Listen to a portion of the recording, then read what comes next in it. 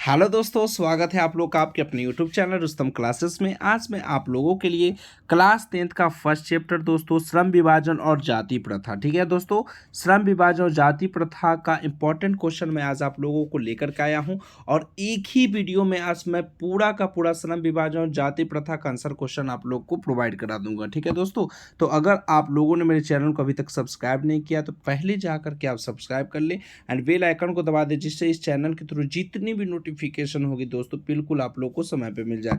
तो चलिए दोस्तों, इस वीडियो को हम लोग स्टार्ट करते हैं। ठीक है, हमारा फर्स्ट चैप्टर क्या है? श्रम विभाजन और जाति प्रथा। अच्छा, ये देखिए श्रम विभाजन और जाति प्रथा। ठीक है, एक फोटो आप लोग को, एक तस्वीर आप लोग को दिख रहा होगा और इनको आप लोग भली भांति जानते होंगे दोस्तों। ठीक है, ये हमारे जो है ना डॉक्टर भीमराव अंबेडकर जी हैं। ठीक है, और इसमें हम लोग क्या करते हैं, इस चैप्टर के अंतर्गत हम लोग क्या पढ़ते हैं? श्रम विभाजन, यानी आप समझते हो श्रम का मतलब होता है काम। ठीक है, और विभाजन का मतलब होता है दोस्तों बांटना। ठीक है, और जाति प्रथा, जाति प्रथा आप समझते हो जो हमारे आज के समाज में जो जातिवाद हो रहा है दोस्तों, एक जाति दूसरी जाति को देखना नहीं चाहता। ठीक है ना, जाति जाति में आपका भेदभाव हो रहा है। उसी प्रकार से हर एक काम में भी भेदभाव है। ठीक है, श्रम का मतलब काम होता है, हर एक कार्यों में भी विभाजन हो चुका है दोस्तों। और ये कहा जाता है ना कि छोटे जात छोटे काम को करेंगे, बड़े जात बड़ी जात को काम को करेंगे। तो ये सब जो विषमताएं हमारी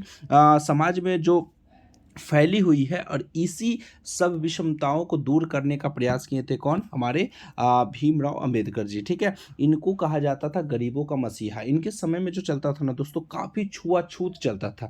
यानी लोग जो है ना ऊपर कास्ट वाला जो लोग होते हैं ना ऊपर बैठते थे। ठीक है, नीचे कास्ट वाला हमेशा जमीन पर बैठते थे। ऐसा आप लोग सुने होंगे या आपके दादा परदादा जो है ना आपको बताते होंगे इसके बारे में। ठीक है, अब हम लोग जानते हैं इसके अंतर्गत जानते हैं दोस्तों कि इसमें हमारा जो फर्स्ट चैप्टर है श्रम विभाजन और जाति प्रथा जो है, ठीक है ना, श्रम विभाजन जाति प्रथा का जो राइटर है, ठीक है ना, हमारा डॉक्टर भीमराव अंबेडकर जी हैं। ठीक है, श्रम विभाजन और जाति प्रथा के राइटर कौन है? डॉक्टर भीमराव अंबेडकर, यानी लेखक जो है ना श्रम विभाजन और जाति प्रथा का अगर आपसे पूछा जाएगा ना तो आप डॉक्टर भीमराव अंबेडकर बोलिएगा। ठीक है, उसके बाद डॉक्टर भीमराव अंबेडकर का जो जन्म हुआ था दोस्तों 14 अप्रैल 1891 ईस्वी में हुआ था। महू मध्य प्रदेश में हुआ था। महू मध्य प्रदेश कहने का तात्पर्य यह हुआ कि महू जो था ना इनका गांव था, और इनका जो राज्य का था ना, राज्य का नाम था मध्य प्रदेश। ठीक है, जिसको हम लोग राजधानी के अंतर्गत भोपाल पढ़ते हैं, आप लोग जानते होंगे।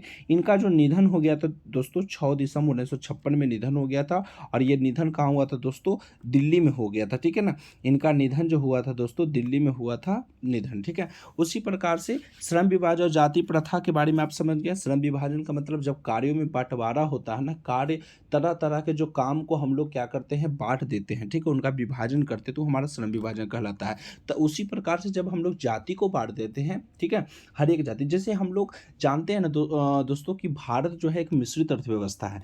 यहाँ तरह तरह के लोग, तरह तरह के जाति के लोग, तरह तरह के रंग रूप, जितना चीज़ है दोस्तों, जाति पर हो चाहे धर्म पर हो, चाहे आपका लिंग भेद पर हो, ठीक है, लिंग वगैरह पर हो, तो तरह तरह की चीज़ें जो हैं हम लोग भारत में देखते हैं। और यही जो है ना भारत कहा जाता है ना कि भाईचारे का एक देश है, बट ऐसा है नहीं। आप देखते होंगे एक धर्म दूसरे धर्म को देखना नहीं चाहता, एक जाति दूसरी जाति को देखना नहीं चाहता है, तो क्या भारत कभी भी तरक्की करेगा? इसीलिए भारत जो है ना विकासशील देश के अंतर्गत आता है दोस्तों। ठीक है, और ये हमारा जो है कौन है? भीमराव अंबेडकर जी हैं, इनको आप लोग जानते ही होंगे। ठीक है, काफ़ी बहुत महान पुरुष इनको कहा जाता है, गरीबों का मसीहा कहा जाता है दोस्तों, क्योंकि इन्होंने ही जो है ना गरीबों के लिए आवाज़ उठाया था सबसे पहले। और ये खुद जो है ना उस उत्पीड़न को झेलते हुए पहुँचे थे। ठीक है, और यही जो है ना इन्हीं को संविधान का निर्माता भी कहा जाता था। जो हम लोग संविधान पढ़ते, प्रस्तावना, तरह तरह की प्रस्तावनाएं पढ़ते हैं दोस्तों, ये इन्हीं का देन है। ठीक है, और काफ़ी पढ़े लिखे व्यक्ति हैं दोस्तों। कहा जाता है 32 डिग्रियां इन्होंने क्या किया था? हासिल किया था अपने जीवन काल में। ठीक है, उसके बाद हम लोग करते हैं आगे। ठीक है, इसमें देखिए अब हम लोग क्वेश्चन आंसर की ओर बढ़ने लगे हैं। ठीक है, क्वेश्चन आंसर में हम लोग का फर्स्ट क्वेश्चन क्या है दोस्तों, लेखक जो है ना किस विडंबना की बात करते हैं। बहुत इंपॉर्टेंट क्वेश्चन है ये। लेखक जो है किस विडंबना की बात करती है, विडंबना का स्वरूप जो है क्या है। तो कहता है कि लेखक के विचार से, ठीक है, लेखक के विचार से इस बात को विडंबना माना गया है कि इस आधुनिक युग किसको कहा जाता है, आधुनिक युग कहा जाता है। जो आज के समय जो चल रहा है ना, आज का जो युग चल रहा है उसी को हम लोग बोलते हैं आधुनिक युग कहा जाता है। ठीक है, उसी प्रकार से देखिए लेखक के विचार से इस बात को विडंबना माना गया है कि इस आधुनिक युग में भी जातिवाद के पोषकों की कमी नहीं है। अच्छा, पोषकों का मतलब क्या होता है पहले समझिए दोस्तों, ये विडंबना क्या है। ठीक है, विडंबना का मतलब होता है आप एक तरह से बोल सकते हैं चिढ़ाना, मजाक। ठीक है, विडंबना वही चीज़। ठीक है, लेखक किस मजाक की बात करते हैं और यह मजाक का स्वरूप क्या है, यानी इस मजाक का स्वरूप जो है कितने भागों में इसको बांटा गया है। ठीक है, लेखक के विचार से इस बात का विडंबना माना गया है कि इस आधुनिक युग में भी जातिवाद के पोषकों की कमी नहीं है। ठीक है, इनके पोषकों कई आधारों पर इसका समर्थन करते हैं और जाति प्रथा जो है, जातिवाद भी श्रम विभाजन का क्या है बाबू, दूसरा रूप है। ठीक है, अब इसमें देखिए, अब देखिए दोस्तों, इसमें जो है श्रम विभाजन का दूसरा रूप है, इसलिए इसमें कोई भी बुराई नहीं है। ऐसा तर्क देकर जाति प्रथा को लागू करने का प्रयास करना सामाजिक उत्थान हेतु विडंबना का स्वरूप क्या किया गया है, कहा गया है। ठीक है दोस्तों, अब हम आपको थोड़ा सा समझाते हैं इसमें। ठीक है, हम लोग तो इसको पढ़ के देख लिए, अब इसको थोड़ा सा आप लोग क्या करिएगा ना कि कॉपी और कलम लेकर के बैठिएगा दोस्तों, और कॉपी कलम लेकर के ना इस पूरे क्वेश्चन को आप अपनी कॉपी में अच्छे से क्या कर लेंगे, नोट्स कर लेंगे, फिर उसको अच्छे से याद कर लेंगे। ठीक है, कहता है लेखक किस मजाक की बात करते हैं, मजाक का स्वरूप क्या है। तो लेखक के विचार से इस बात को मजाक माना गया है या विडंबना माना गया है कि इस युग में भी ना जातिवाद के पोषकों की कमी नहीं है। पोषकों बोला जाता है दोस्तों जो सपोर्ट करते हैं, जो जातिवाद को नहीं का सपोर्ट करते हैं। ठीक है, जातिवाद को सपोर्ट करते हैं या उसको आगे बढ़ाने का प्रयास करते हैं, तो उसी लोगों का जो है ना कमी नहीं है। आप क्या करिएगा, अगर कहा जाता है ना कि अगर आप सुधर जाते हैं। ठीक है, आप पूरा जातिवाद आप में एकदम नहीं है, आप कभी भी किसी जाति को अगला जाति से आप मतलब भेदभाव आपके अंदर एकदम नहीं, लेकिन अगला व्यक्ति के पास तो हो सकता है ना, तो वही कितना व्यक्ति हो सकता है, तो उसी को बोलते हैं पोषक। पोषक का मतलब जो जातिवाद को आने वाले समय के लिए सपोर्ट करता है और वो आगे बढ़ाने का प्रयास करता है। आप जातिवाद नहीं चाहते, लेकिन अगला और भी बहुत सारे व्यक्ति हैं जो जातिवाद चाहते हैं। ठीक है, कि हमारा धर्म जो है अलग धर्म है, हमारा धर्म जो है अगला धर्म से क्या हो, अलग हो। इस प्रकार का तरह तरह के पोषक आपको देखने को मिलेंगे, आपके समाज में भी मिल सकते हैं। ठीक है, ठीक है, इसके पोषक कई आधारों पर इसका समर्थन करते रहते हैं। ठीक है, जाति प्रथा, और जाति प्रथा बोलिए दोस्तों, ये जातिवाद बोलिए। जातिवाद उसको बोलते हैं जब हर एक जाति दूसरे जाति में क्या हो, भेदभाव हो। ठीक है, तो उसी को बोलते हैं जातिवाद और उसको हम लोग जाति प्रथा बोलते हैं। और ये जो है श्रम विभाजन का दूसरा रूप है। श्रम विभाजन, श्रम का मतलब आपको बता दिए थे, तरह तरह के काम दोस्तों। ठीक है, तरह तरह के काम का जो विभाजन होता है, इसीलिए तो कहा जाता है कि जाति प्रथा। छोटा छोटा जो काम है ना, छोटे छोटे लोगों को दिया जाता है, यानी छोटे छोटे जाति को दिया जाता है, और बड़ा काम जो होगा बड़े बड़े जाति को दिया जाता है। तो क्या ये नहीं है, विडंबना का स्वरूप नहीं है, यानी ये तरह तरह की जो चीज़ें हैं भेदभाव को दर्शाता है दोस्तों। ठीक है, इसलिए इसमें कोई भी बुराई नहीं है, क्योंकि जाति प्रथा और श्रम विभाजन, छोटे जो काम होते हैं दोस्तों, वो आपको कौन करता है, तो छोटे जात के लोग, और बड़े बड़े काम जो है बड़े जात के लिए लोग होते थे। इसमें कोई भी बुराई नहीं है। ऐसा तर्क देकर जाति प्रथा को लागू करने का प्रयास करना सामाजिक उत्थान हेतु विडंबना का स्वरूप क्या किया गया है दोस्तों, कहा गया है। अब हम लोग अगले क्वेश्चन की ओर बढ़ते हैं। इसको आप अच्छे से कॉपी में क्या करेंगे दोस्तों, नोट कर लेंगे। ठीक है, उसके बाद हम लोग का अगला क्वेश्चन क्या है कि जातिवाद के पोषक उसके पक्ष में क्या तर्क देते हैं। पोषक तो आपको बता ही दिए हम। कहता है जातिवाद के पक्ष में उसके पोषक का तर्क यह है कि आधुनिक सभ्य समाज, आज के जो युग है, सभ्य समाज का अर्थ होता है दोस्तों अच्छा समाज। ठीक है, बेहतरीन समाज, आधुनिक सभ्य समाज में कार्य कुशलता के लिए श्रम विभाजन आवश्यक है। ठीक है, यानी अच्छे से काम करने के लिए सबसे जरूरी क्या है दोस्तों, श्रम विभाजन आवश्यक है। चूंकि जातिवाद भी श्रम विभाजन का दूसरा रूप है, इसलिए जातिवाद कोई बुराई नहीं है, अर्थात जातिवाद की पोषक इसे लागू करने हेतु क्या करते हैं दोस्तों, समर्थन करते हैं। ठीक है, इसको अच्छे से आप क्या करेंगे, अच्छे से कॉपी में नोट कर लेंगे दोस्तों। ठीक है, कहता क्या है कि इसमें जो है ना कि आज के युग में जो है ना पोषक इसमें यानी आज के जो लोग जो सपोर्ट कर रहे हैं जातिवाद को जो सपोर्ट कर रहे हैं आज के आधुनिक युग में जो है ना समाज में कार्य कुशलता के लिए सबसे जरूरी क्या है श्रम विभाजन। ठीक है, अच्छा समाज अगर चाहिए तो तरह तरह के लोग क्या होते हैं ना मिलजुल करके काम करते हैं, जिसमें छोटे लोग छोटे काम करते हैं, बड़े लोग बड़े काम करते हैं। तो अच्छा समाज में यही है ना कि आप क्या करता है, एक आप गाना सुने होंगे ना दोस्तों, साथी हाथ बढ़ाना। क्या ये जो चीज़ है ये जो बोला गया है, क्या इसमें तरह तरह के आपको सीखने का कुछ नहीं कुछ ऐसा जैसे आप मान के चलिए ये जो साथी हाथ बढ़ाना है, क्या एक एक आदमी क्या पूरे समाज का निर्माण कर सकता है? नहीं कर सकता है दोस्तों। अगर आप उस समाज में अच्छे हैं, ठीक है, तो आप ही तर वो रह जाएगा। बाकी समाज में सभी लोग बुरे हैं तो आपको कहीं ना कहीं वो ऐसा कल्चर आपको ढाल देगा ना, कल्चर में आप ढल जाओगे कि आप भी बुरे हो जाओगे। ठीक है, तो ये चीज़ है दोस्तों। कहता है कि अगर आपको श्रम विभाजन अच्छा समाज चाहिए, अच्छा समाज का कार्य कुशलता के लिए चाहिए, तो श्रम विभाजन क्या है, अति आवश्यक है। यानी कामों का बंटवारा करना श्रम विभाजन कहलाएगा। और जातिवाद भी श्रम विभाजन का क्या है दोस्तों, दूसरा रूप है। इसलिए जातिवाद में कोई भी बुराई नहीं है, क्योंकि जाति को बंटना भी चाहिए। छोटा व्यक्ति छोटा काम करे, छोटा जात छोटा काम करे, बड़ा जात बड़ा काम करे। ठीक है, इस प्रकार का। आगे देखते हैं दोस्तों तीसरा number question. Second number question आप अच्छे से क्या करेंगे, नोट कर लेंगे। ठीक है, उसके बाद हम लोग थर्ड नंबर क्वेश्चन की ओर बढ़ते हैं।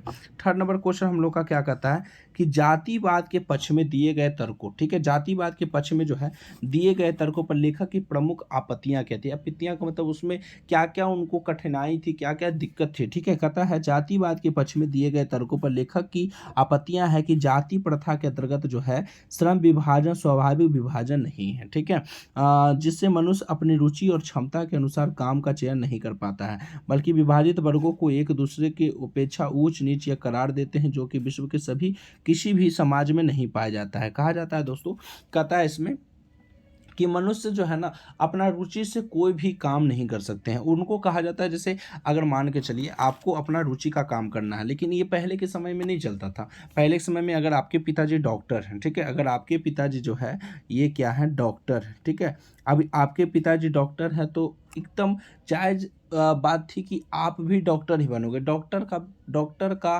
बेटा डॉक्टर ही बनता था, मास्टर का बेटा मास्टर ही बनता था। उनसे उनके बेटा से 1% भी नहीं पूछा जाता था कि आपको किस चीज़ में रुचि है। ठीक है ना, यानी उसमें तय कर दिया जाता था कि अगर पिता किसान है तो बेटा भी किसान बनेगा, अगर पिता लोहार है तो बेटा भी लोहार ही बनेगा। तो इसी प्रकार से कहा जाता है दोस्तों कि विभाजन स्वाभाविक विभाजन नहीं, इसमें मनुष्य को अपनी रुचि और क्षमता के अनुसार काम का चयन नहीं कर पाता। ठीक है, यानी जो पिताजी करेंगे वही आपको क्या करना पड़ेगा। ठीक है, तो इस प्रकार से पहले के समय में चलता था, लेकिन अब तो तरह तरह के टेक्नोलॉजी बढ़ गई दोस्तों, जिसमें सभी लोग क्या करने लगे हैं कि आज के टेक्नोलॉजी के अनुसार चलने लगे हैं। ठीक है, आगे देखिए फोर्थ नंबर हम लोग का क्वेश्चन क्या है दोस्तों, जाति भारतीय समाज में श्रम विभाजन का स्वाभाविक रूप क्यों नहीं कही जा सकती। इसका क्या आंसर होगा दोस्तों, भारतीय समाज में जाति श्रम विभाजन का स्वाभाविक रूप नहीं कही जा सकती, क्योंकि मनुष्य अपनी रुचि या अपने स्वभाव के अनुसार कोई भी पेशा का चयन नहीं कर पाता। अभी मैंने बताया था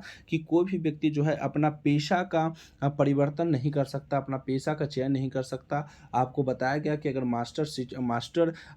मास्टर का बेटा अगर वो बनेगा तो मास्टर ही बनेगा। ठीक है, ये पहले तय कर दिया जाता था। गर्भाधान के समय से ही मनुष्य का पेशा उनके माता पिता के पेशा या सामाजिक स्तर के आधार पर निर्धारित कर दिया जाता है। कहता है कि जब गर्भाधान, जब बच्चा पेट में होता है दोस्तों, तभी उनका क्या वो आगे जाकर के क्या बनेगा, तभी उनको क्या किया जाता था, तय कर दिया जाता था, उसका पेशा तय कर दिया जाता था। ठीक है, यानी माता पिता के पेशे के अनुसार उसका भी पेशा क्या किया जाता था दोस्तों, तय कर दिया जाता था। ठीक है, अब हम लोग अगला क्वेश्चन की ओर बढ़ते हैं। आपको समझ में आ रहा होगा। ठीक है, आप लोग अच्छे से कॉपी में बना करके नोट्स बना करके चलें। ठीक है, कि आपको कोई भी दिक्कत नहीं हो। पाँचवा नंबर हम लोग का क्वेश्चन में देखते हैं दोस्तों। पाँचवा नंबर हम लोग का क्या कहता है कि जाति प्रथा भारत में बेरोजगारी का एक प्रमुख और प्रत्यक्ष कारण कैसे बनी हुई है। यानी बेरोजगारी का प्रमुख और प्रत्यक्ष कारण कैसे बनी हुई, कौन, जाति प्रथा। यानी जातिवाद जो है ना, जातिवाद यानी एक जाति दूसरे जाति को देखना नहीं चाहता है, जाति जाति में जो भेदभाव उत्पन्न होगा ना, उसी को हम लोग जाति प्रथा बोलते हैं। ठीक है। आधुनिक युग में उद्योग धंधों की प्रक्रिया तथा तकनीक में निरंतर विकास और अकस्मात परिवर्तन होने के कारण मनुष्य को पेशा बदलने की आवश्यकता पड़ सकती है। यानी देखिए, आज के जो समय चल रहा है ना, तरह तरह के धंधा, तरह तरह के उद्योग जो है खुलने लगे हैं। तो क्या ये पहले के समय में ही लोग उस चीज़ को चयन करेगा कि अगर पिताजी शिक्षक हैं तो बेटा भी शिक्षक बनेगा? नहीं, ये नहीं है, अब नहीं है। ठीक है ना। तो उसी प्रकार से क्या है, अगर वही चीज़ है, मान के चलिए दोस्तों कि अगर आपके पिताजी लोहार हैं, ठीक है, और आपके पिताजी लोहार हैं और आपको बहुत सभी लोग कह रहा है, प्रेस दे रहा है कि आपको भी लोहारे बनना है। ठीक है। आपका भी पेशा वही है जो पिताजी का है। तो अगर आपको उस काम में मन नहीं लगेगा तो क्या कभी आप उस काम में सफल हो सकते हैं? कभी आप उस काम में नाम कमा सकते हैं? नहीं। तो ये तरह तरह के, जब उस काम को आप नहीं करते हैं, आपको जब रुचि नहीं बनता है उस काम को करने में, तब आपका पूरा का पूरा जो क्या बोलते हैं जीवन काल होगा, ये किस चीज़ का हो जाएगा दोस्तों? बेरोजगारी का हो जाएगा। आप बेरोजगार हो जाएंगे। ठीक है। जब आपको कोई काम करने में जब मन नहीं लगे, ठीक है, तो आप वो काम पर पूरा स्टैंड नहीं हो पाइएगा, और स्टैंड नहीं हो पाइएगा तो आपको क्या होना पड़ जाएगा? बेरोजगारी होना पड़ेगा। कोई काम में आपको मन नहीं लगेगा। ठीक है। इसलिए व्यक्ति को अपना पेशा बदलने की अनुमति होनी चाहिए। ठीक है। उसके बाद देखिए दोस्तों, कहता है इसी में ठीक है, कहता है इसमें, लेकिन जाति प्रथा प्रत्येक व्यक्ति को प्रांगत होने के बावजूद भी केवल ऐसा पेशा चुनने की अनुमति देती है जो उसका पैतृक पेशा हो। इस प्रकार पेशा परिवर्तन की अनुमति न देकर जाति प्रथा भारत में क्या बन गई है? बेरोजगारी का प्रत्यक्ष प्रमुख कारण। अगर पेशा परिवर्तन की अनुमति नहीं रहेगी दोस्तों, लोग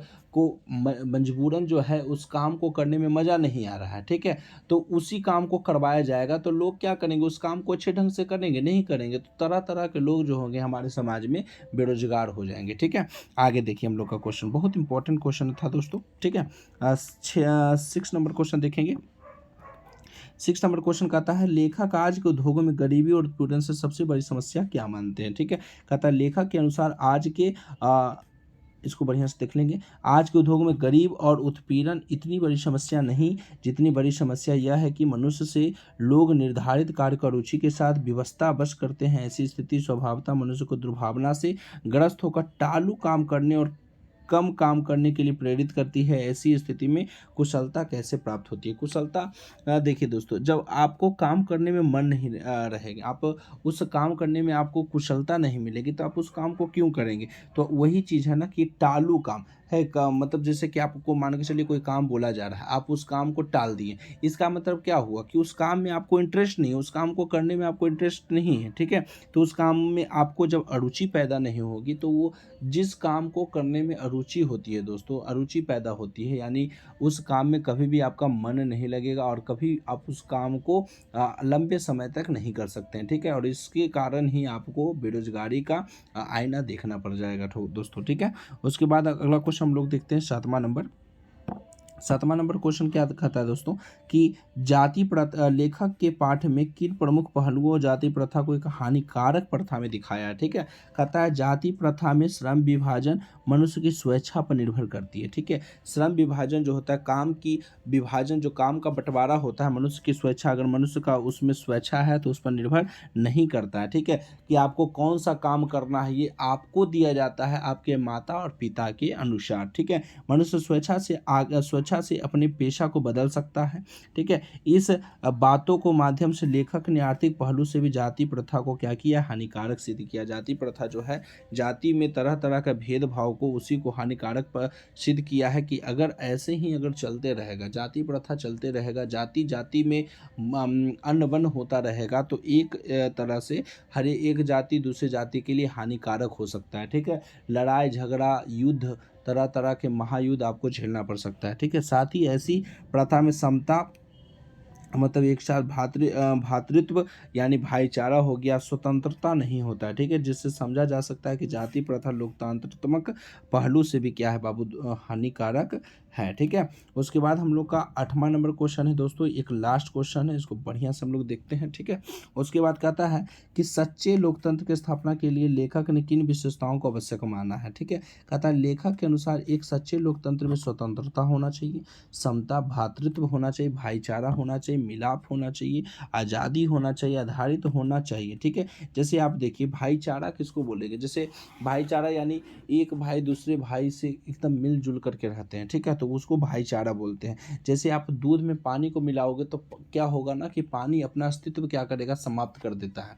ठीक है, तो दूध और पानी जैसे मिल जाता है तो पूरा का पूरा अस्तित्व हो जाता है किसका, दूध का हो जाता है ना। पानी अपना अस्तित्व छोड़ देता है। जिस प्रकार से आपको कहता है ना कि बहती हुई नदियाँ, यानी तरह तरह की जो नदी होती है, बहती हुई नदियाँ अगर समुद्र में मिलती है तो अपना रूप और नाम को क्या करती है, त्याग देती है। क्या आप उसको, गंगा नदी अगर समुद्र में गिरती है दोस्तों, तो क्या आप उसको गंगा बोलोगे, नहीं बोलोगे, उसको समुद्र ही बोलोगे। ठीक है, तो जो भी, जब भी कोई मिलता है तो अपना रूप और नाम को क्या करता है, त्याग देता है। उसी प्रकार से भाईचारा होना चाहिए, किसके जैसा, दूध और पानी के मिश्रण की तरह यहाँ भाईचारा होना चाहिए। ठीक है, लोकतंत्र मूलतः सामूहिक जीवनचर्या की एक रीति है तथा समाज के सम्मिलित अनुभवों का आदान प्रदान का नाम है, और इसमें यह आवश्यक है कि अपने साथियों के प्रति क्या होना चाहिए दोस्तों, श्रद्धा एवं सम्मान का भाव होना चाहिए साथियों के प्रति।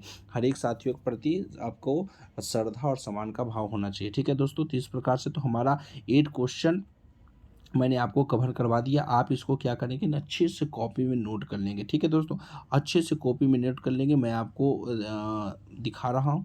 ठीक है, इसको आप पाउज कर करके आप क्या कर सकते हैं, इसको बढ़िया से नोट कर सकते हैं। ये 8 नंबर क्वेश्चन था। ठीक है, 8 नंबर क्वेश्चन आपको बढ़िया से नोट कर देना है। उसके बाद 8 नंबर जब हो जाएगा दोस्तों, फिर उसके बाद आप किसको करेंगे, 7 नंबर करेंगे। ठीक है, और आप इसको बढ़िया से कॉपी फेयर कर करके बनाएंगे दोस्तों। ठीक है, और इसके बाद मैं आपको तरह तरह के एक्सरसाइज जो है ना, इसमें आने वाले एक्सरसाइज को मैं आपको आपके सामने रूबरू कराता रहूँगा। ठीक है, ये हमारा 6 नंबर क्वेश्चन हो गया। ठीक है, उसके बाद आप क्या करिएगा, पाउज कर करके आप इसको बढ़िया से क्या करेंगे, नोट कर लेंगे दोस्तों। ठीक है, 6 नंबर हो गया। ये हमारा क्या हो गया, 5 नंबर हो गया क्वेश्चन। ठीक है, आप 5 नंबर इसको देख लेंगे और फिर उसके बाद इसको देख लेंगे। ठीक है, तो ये हमारा 5 नंबर कंप्लीट हो जाएगा। उसके बाद हम लोग का जो है 4th नंबर क्वेश्चन है, 4th नंबर आप अच्छे से क्या करेंगे, कवर कर लेंगे। ठीक है, उसी प्रकार से देखिए हर एक क्वेश्चन को आप अच्छे से कवर कर करके चलेंगे, और अच्छे से कवर करके आप इसको अच्छे से याद कर लेंगे दोस्तों। ठीक है, और बाकी हमारे कहने का तात्पर्य ये नहीं है कि आप इसको याद करेंगे, आप इसको समझ जाओगे ना तो आप लिख सकते हो। ठीक है, हिंदी तो याद करने का कोई चीज़ है नहीं दोस्तों। ठीक है, ये हमारा 2 नंबर क्वेश्चन हो गया। ठीक है, और 2 नंबर के साथ हम लोग का अगला चलता है दोस्तों 1 नंबर क्वेश्चन, जो हमारा लास्ट क्वेश्चन है। ठीक है, इसके साथ साथ आप नोट्स याद रखेंगे दोस्तों। कितना नोट्स याद रखेंगे, ये तो क्वेश्चन आंसर हो गया। ये याद रखेंगे, लेखक का नाम डॉक्टर भीमराव अम्बेडकर, जन्म 14 अप्रैल 1891 मऊ मध्य प्रदेश में, निधन हुआ था 6 दिसंबर 1956 ईस्वी में इनका निधन हो गया था। ये हमारा फर्स्ट चैप्टर क्या हो गया दोस्तों, कंप्लीट हो गया, श्रम विभाजन और जाति प्रथा। तो आपको मैं एक ही वीडियो में पूरा समाप्त कर दिया हूँ।